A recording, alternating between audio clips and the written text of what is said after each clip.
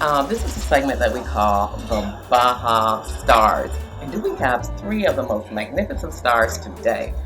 We have the Baja Blondes, and they are just exciting. I mean, they have great personalities, and blondes do have more fun in the Baja. As you can see, I'm your co-host, and I live here as well. And I'm going to interview these blondes and find out exactly what that means. Susanna's to my right, and Robin's to my left, as well as Debbie. I think we're going to start with you. I understand you're the producer and director of this Baja Blondes. What does that mean, and what does it do, and what do you do with that?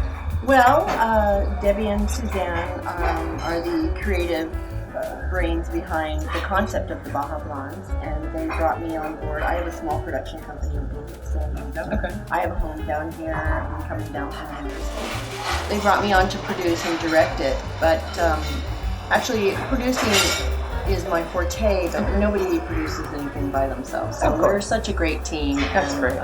And so we're producing the Baja Blondes and Lifestyle reality show. Wow. How do you play into the creativity segment of that, Suzanne? Well, I'm a restaurant owner here in Rosarito, and I've been here since 2004, and like all other business owners, from the middle of 2007 on, we started seeing really unfair reporting by the American media on Baja and the dangerous aspects going on in Baja. And I got together with my girlfriend Debbie, and I said, what can we do to change? And we thought, wow, everything's a reality show right now. Why don't we fight the American media by showing them really what's going on down in Baja and what a lovely community it is? And that's the whole point. It's to dispel the fear factor that's in the American tourist's mind about Baja. Exactly. And so that's why we're here. I love it. How about you, Debbie? Well, I'm here for a number of reasons. I wanted to first move down here before I was too old. I didn't want to be in a walker on the sand. Sure. I definitely wanted to be able to travel all those roads that are untraveled down here. Do the peninsula, which I've driven down 3 times. Yes. It's the freedom here that I love. And it's the feeling, somebody quoted, I don't know if somebody else's quote, which if you say Baja correctly, it's like an exhale. Exactly. I like that. I like that. You know, and that is what it does for me. Yes. I love that. Well, I want to know a little bit more about the series of the Baja Blonde. I know how you created it. Tell me where you filmed some of it and exactly where is it going to go? And who is it that produced, marketed toward? We filmed in Rosarito and Ensenada, and I think this has a strong market in the U.S., either on the Travel Channel, Lifetime, Oxygen, and it is a lifestyle reality series. It's not sort of like the Housewives of Atlanta. Right. You know, so that's unique, and it's also unique that it's filmed in a foreign country. I love that. Yes, and so we're very, very fortunate to have been sponsored by the Rosarito Inn, and you know, our permits were easily obtained and all that, and so we want to come back and do 10 episodes and go on down the peninsula, as Debbie said, and just, you know, open up this part of the world to the rest of the world. I love it. We got to go to places outside of my little world as a restaurant owner. Right. But I can't express enough how important it is from my perspective to show the Americans that the media forces in the U.S. are completely unfair to Mexico, and we wanted to exact change. I love that. That was our whole point. I love it. It's kind of an uprising of the blonde people. Absolutely. The blonde tribe. I love it. I love that. A play on Baja Blondes it's not about having blonde hair, it's an attitude. And it gives you also a feeling that you are a foreigner. Right. Meaning a non-Mexican. And who better to fight the Mexican, the U.S. media and the U.S. press than an American actually living and experiencing the truth. You know, the one thing that comes up for me when you were talking about that, Susanna, is the fact that when I cross the border, and I don't know if you all feel the same way, but whenever I have to go to the United States, and when I come back across, I just it's like an aha moment. As soon as I cross over, I relax. When I get right there to the casita and pay and look at the ocean, I'm just like, I just want to get on my knees and say, Hallelujah. Because exhale. I mean, It's you know, like- it's like you're right. It's an exhale, It's but it's intoxicating. but more than that, it's like you give your. That's why we named our show the Baja Hug, because you just hug yourself to say and pinch yourself to say, this is a gift to me, and the people of Mexico have embraced us and given us this opportunity and gift to not only be a part of this, but treating us as if we belong to their families. And I like that experience. What did you experience as you were filming, Debbie, and when you were interacting with some of the local people? Well, it's great. I mean, I have only positive feelings about Mexico and the people.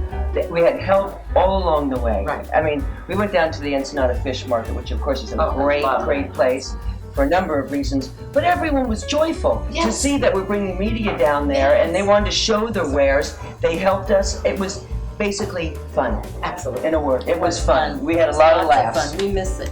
Yes, we do. We want to film every day. Yes. We were tired, but we miss it. Sure. And I think that's another example of what happens in the Baja.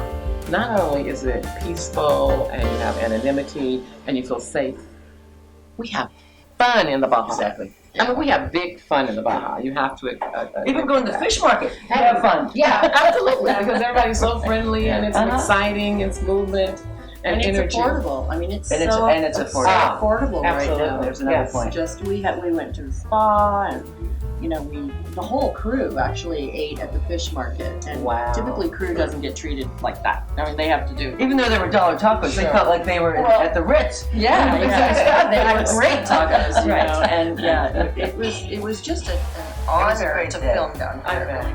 As we're sort of winding down, what would be one last thing, and we'll start with you, Susanna, that you would like to say about the Baja Blondes and how they feel about filming in the Baja area? I would say everyone and anyone help us affect change. The situation right now is critical. We need to keep our economy down in Baja going, and we need to do everything we can to get the truth out there about the lovely and fabulous life experience it can have being done in Baja. And I hope the Baja Blondes can be at least one way to combat the American media. So hell-bent That's right. on keeping their tourist dollars in their borders. Yeah. And you know what, I like that, because you know what, we are actually a family without borders with the U.S. And I even think that our new administration has talked about that, and I'm not trying to be political, but I do know that one of the first things that the new administration did was to say, look, you guys go fix the borders, because that's part of our family. That's part of our extended family. And I hear you saying that same thing. And how about you, Robin? What would be the one last thing you'd like our viewers to know about the Baja Blondes' commitment to the Baja, as well as your series? Well, to be really serious, just go out and spend money in Baja. Yes. I mean, that's what we need here is a lot of businesses. Recycling dollars. Between the border and Ensenada, 324 businesses have gone out of business in the last 18 months. Sure. And it's directly related to the dying of the tourist dollar. Sure. So, go to your restaurants like Suzanne's, fabulous Absolutely. food. Participate in the joyful events down here. Spend Yes. money in Ensenada. Absolutely. It's so worth it. It's so worth it. It's part of California. That's why it's called Baja California. I totally feel that way. It's- California from the 60s when it was Absolutely. easier to go. Yeah, absolutely. I I agree. don't remember California. Nor I. That's a little before I was born. We're right over here with. Well, my vision is to take this on the road. I want to really take our enthusiasm and our love for this country on the road. I want to take it down the peninsula. I see a bus, and I see the Baja Blondes on the side of it, and I see pulling into small pueblos saying, "Hello, we're here. Let's share your happiness, your families. Let's eat, drink, and be merry. Carne asada for everybody." Hippies.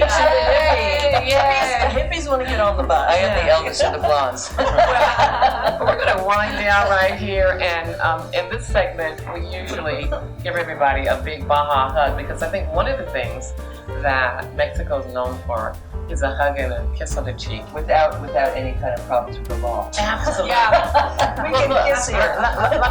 let me tell you, and with the new tourist police that are here, it's like having a They're fabulous. Baja police officer. That's So let's end and give ourselves a Baja hug. Yay.